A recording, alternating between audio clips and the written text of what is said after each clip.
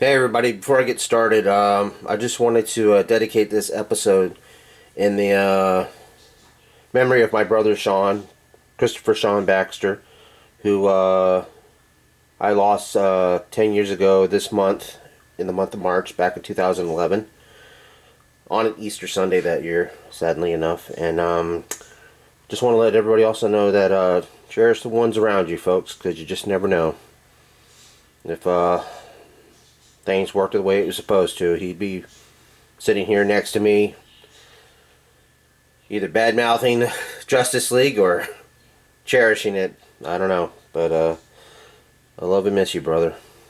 Always.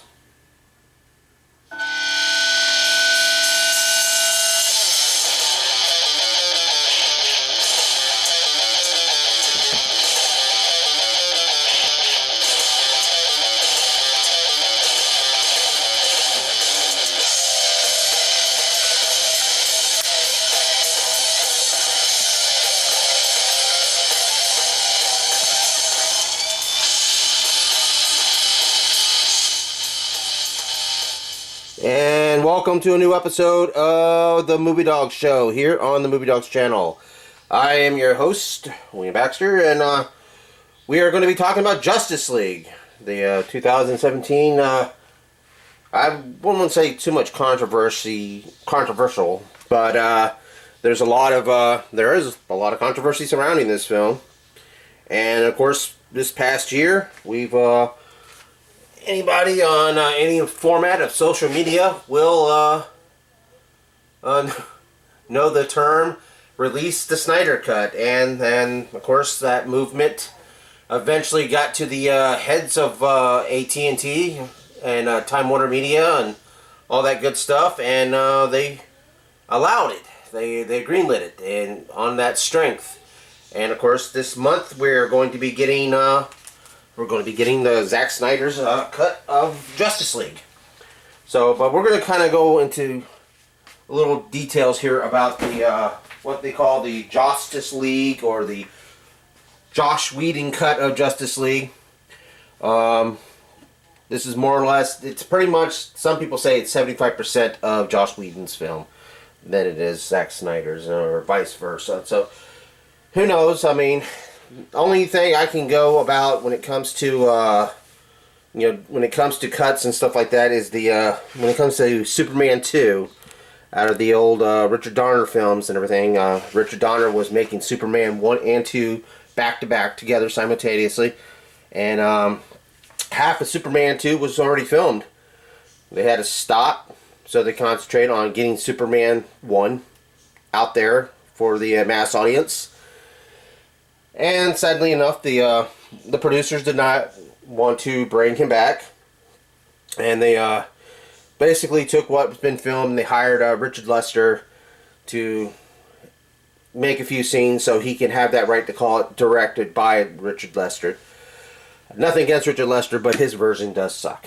The Donner cut of Superman 2 is a much superior film, so I recommend that. Recommend both of them. Check them out and make your own judgment. But anyway, let's get into Justice League. Of course, this has been a lot of people thought that this film should have come much later.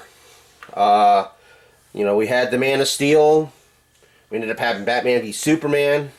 Just a few months before Justice League came out, we got the Wonder Woman movie. And then we got into Justice League. A lot of people thought that Warner Brothers was, shooting the gun a little early on this one, and maybe they had, maybe they didn't, I don't know. They wanted to, a lot of people wanted them to do the Marvel recipe, do all the single films first, and then, then do a Justice League, just like they did with Marvel Studios. But again, that's that's a debate that's always going to be debated, basically. I would have loved to have seen a Batman solo film by Ben Affleck after Batman v Superman. I think that would have helped out and maybe helped Justice League. But sadly, Zack Snyder, while he was filming Justice League, had a tragedy in his family. We'll go into more details about that when we eventually talk about his true definitive cut of Justice League. But his daughter sadly committed suicide, and he had to leave. And then Joss Whedon was brought in. He rewrote the script to his liking, I guess, and he reshot the film on the direction of Warner Brothers.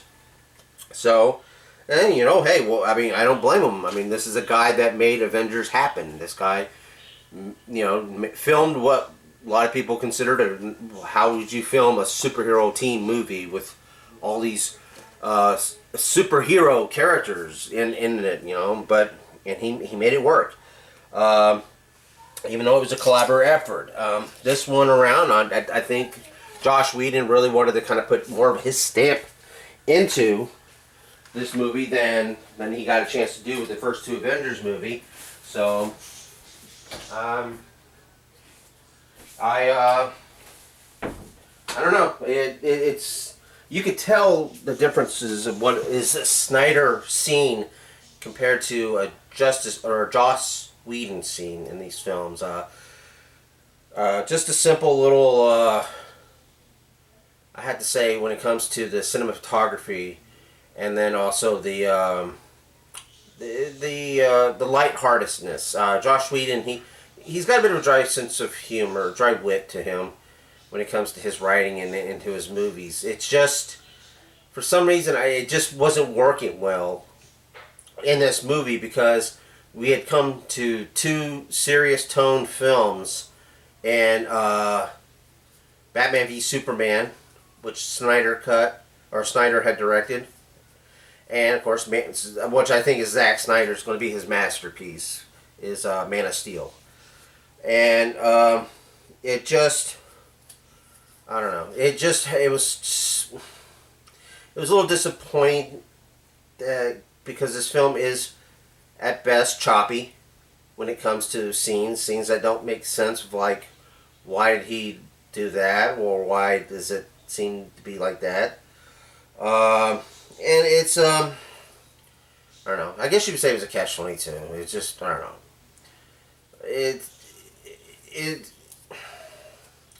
I have to say, really what saved this movie, I mean, everybody had, you know, great chemistry, but when it came to Ben Affleck and Gal Gadot, their chemistry was, I mean, because, I mean, if you watch the animated one, yeah, Batman and Wonder Woman kind of hook up in the animated show, but you can sense that, you know, there's attraction, and that Bruce doesn't want to be attached or fall in love with someone due to his experiences in life, but and she can see that, you know, there's a guy who's basically killing himself to try to, you know, serve justice.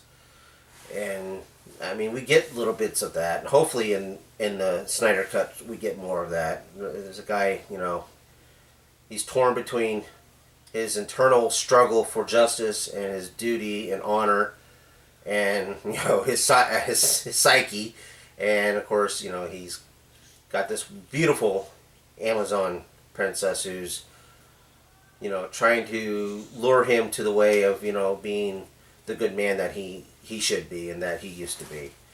Of course, but I have to say, though, the scene stealer of this movie was Jason Momoa's Aquaman, which everybody just loved. I mean, I can remember always watching Aquaman in the comics and in the cartoons, but Jason Momoa, they kind of took the little bit of the later half of Aquaman's likeness, and they got Jason Momoa. I mean, we didn't know what he was, what the deal with him in the Batman v Superman shot, but the little cameo he had in there, but he really stole the show. He was really good in this film. I mean, he proved that, you know, he could take basically a one-dimensional character and give it life and give it some humanity. Just, I don't know, Aquaman was a bit of a one-dimensional. It was cool. Always liked his costume, and always liked you know, he had powers when it comes to marine life, but it just I don't know, he just didn't have character. He didn't have personality, and Jason Momoa had all that, and it really just worked out. And of course, the scene where he's sitting down, spilling his guts, and to the rest of the members of Justice League, and come to find out he's been sitting on the lasso of truth. I think that was a really good scene. Now, whether or not that was a Whedon thing or a Snyder thing, I guess we'll soon find out. If it's not in the cut, then it was a Whedon thing. But yet again, it's still something that should stay in there. What a big surprise with me was Ezra Miller, who I didn't know much about Ezra Miller before.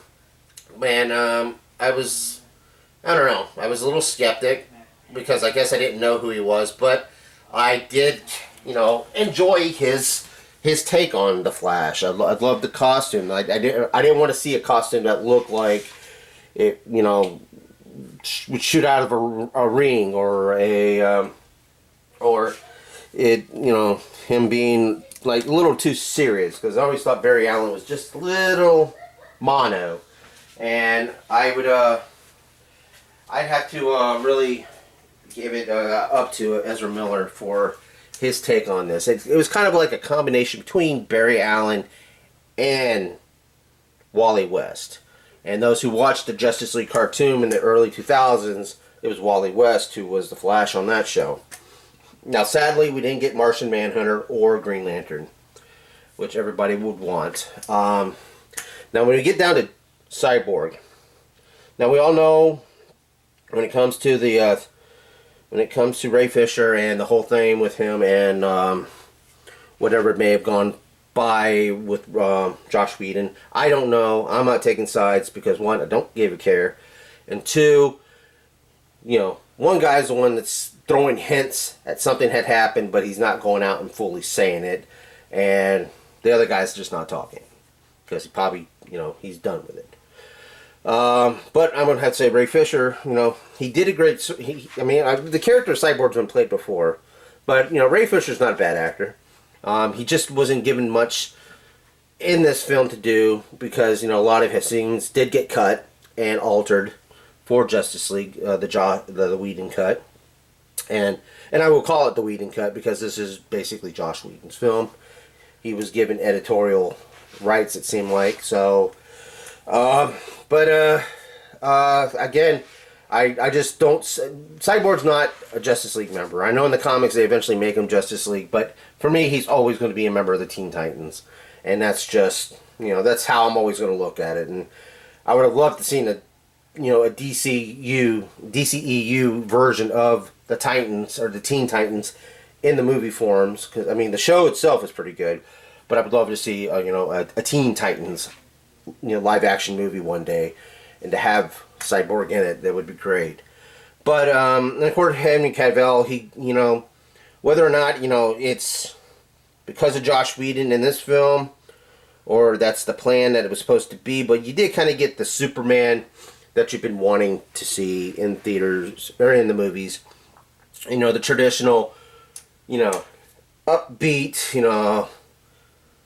kind of dry wit, snide remark type of Superman that you would get when he's fighting villains.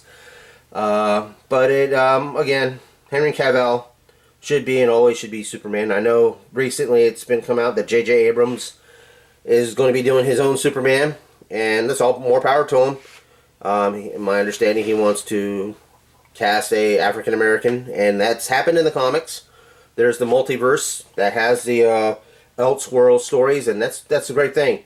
I highly, support them making Elseworld stories and having multiple people play Batman and everything, because honestly, it's a time that's already gone by. Like only one person should play Batman at a time. It's not like I just don't see Batman just having to be just played by one person at a time, like James Bond or like other characters as time goes on that replaces other actors that replace that other actor that portrays a character like James Bond. But yet again, one year back in the 80s, two James Bond movies came out, one by Sean Connery and one with Roger Moore. So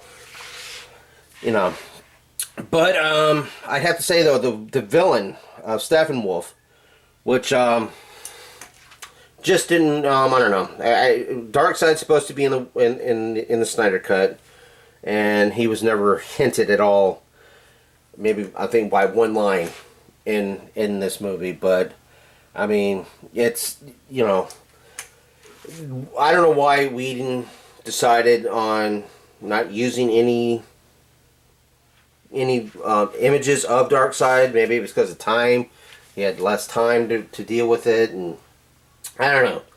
But Steppenwolf, you know, I mean, he was basically a minion, and that's all he was, and he shouldn't have been the main villain in this, and he should not have. They shouldn't have really showcased him too much. I mean, the Darkseid should have been showcased some as the guy pulling the strings, and it should have been known by that. But I don't know. It's just the scenes that I would see, you know, him in. It seemed like, you know, Steppenwolf was the guy who wanted all these mother boxes, that this was his destiny, that it was his destiny to rule the world, and it wasn't. I mean, he was just, as I said, he was just a foot soldier for Darkseid.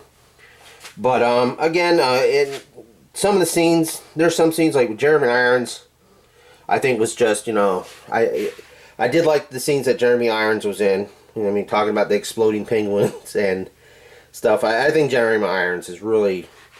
He really took on this role of Alfred, and it felt like he just felt right for the role. I mean, nothing against Michael Caine or anybody else that's played Alfred, but I just, you know, it just felt right. I don't know. I really enjoyed his Alfred, and I hope that, you know, if Ben Affleck does get to make his Batman movie like it's rumored to be on HBO Max, that, you know, he gets Jeremy Irons to come back, and that Jeremy Irons is willing to come back, because they had good chemistry together as well. You know, Ben Affleck and Jeremy Irons had really good chemistry. But and when also coming to say, when Ben Affleck was announced to be Batman, and I said this on my channel at the beginning when I started this channel 5 years ago, about 3 or 5 years ago, on my Batman v Superman review, is like, I couldn't believe that Ben Affleck was going to be Batman. And my brother used to joke a lot that, you know what, they're going to get Ben Affleck to play Batman. And my argument was always no, because he played Daredevil. He can't play Batman. And of course, it was like a unwritten rule that, you know, if you've already played a superhero, then you shouldn't play a superhero again. But, you know, that kind of got, you know, thrown to the side when Chris Evans played Captain America, who also played Human Torch in the Tim Story Fantastic Four movies.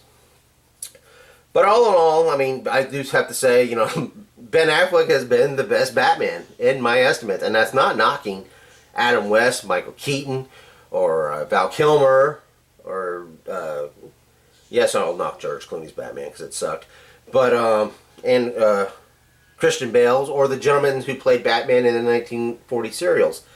But Ben Affleck was just, he is the epitome of that. He is the defined Batman, the definite, you know, exacto, defo, whatever you want to call it, alpha male, whatever, omega Batman.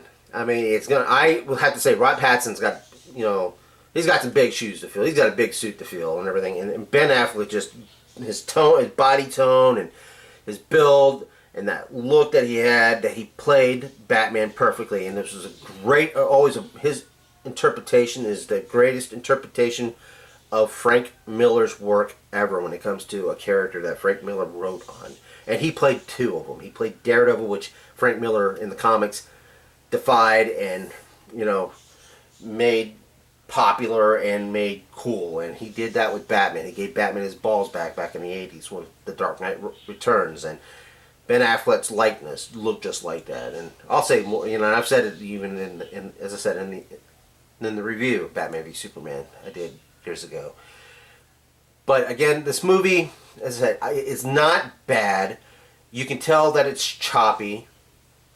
I still enjoyed this movie, and I know I'm going to enjoy the Snyder Cut, you know, because I do think that, you know, Avengers Endgame proved that you could have a 2 hour plus, 3 hour plus movie as a comic book movie, and still have the characters, individual characters, still shine. and I really can't wait to see this movie.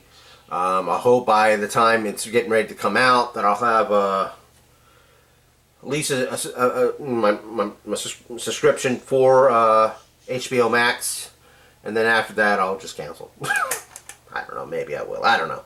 But I do feel that, you know, the people at Warner Brothers are kind of like, you know, including the head of the studio, I can't remember his name right now, but he's like, oh, this is a one-done deal, one-shot thing, it's a road to nowhere. I'm like, dude, if this thing really knocks it out of the ballpark and the fans are going ape shit over it and are loving everything that Zack Snyder did, and they go and they say, we're going to make Ben Affleck's Batman movie on HBO Max, well, guess what? Buddy, you're going to do what your bosses tell you to do, just like they did. And I know you guys hate the fact that you've been proven wrong. When I'm talking to the studio heads, you know, nah, I'm sure a lot of them's not there no more. Or those who thought they thought better than what Zack Snyder, you know, had in mind and everything. You guys may be proven wrong when it comes time for this movie to come out in the few weeks that it's about to come out. So, anyway, folks, again, that's my short take. The best I can tell you how I feel about this movie. It's not that bad. I personally, I'll give it 3 paws.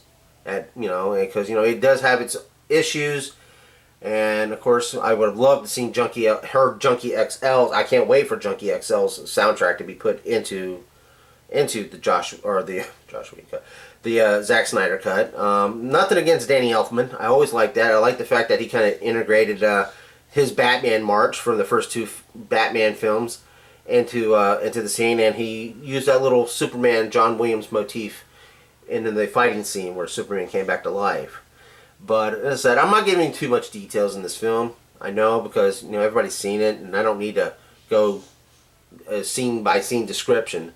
But I do have to say my favorite scene out of this film had to been where, and I know it had to been a Joss Whedon thing, but I do have to say is like when Superman had come back to life and he finds Batman and he grabs him and everything. He asks Batman, "Do you bleed?" And then he threw him down, and of course after Superman sees Lois and he flies away with her, Batman goes, "Yep, something's bleeding. Yep, something's bleeding." So, who knows? But also, if you guys hadn't noticed, there is a post-credit scene where Deathstroke, played by oh god, what was his name? Momoa, I think. Yeah. He's on a boat, and he comes up to a big giant yacht. You find out that Luthor has escaped, and saying that I think Luthor suggests that they should start their own league, and of course it goes off there. Now, hopefully that's something that Zack Snyder had planned, because I would love to see that put back in and used again. And I understand that he's in it, and that Deathstroke is in this movie, of course, as well as Jared Leto's Joker. So, as I said, I'm excited for the Snyder Cut. It's finally being released, and I hope everybody will give this video a thumbs up. That helps a lot with this channel.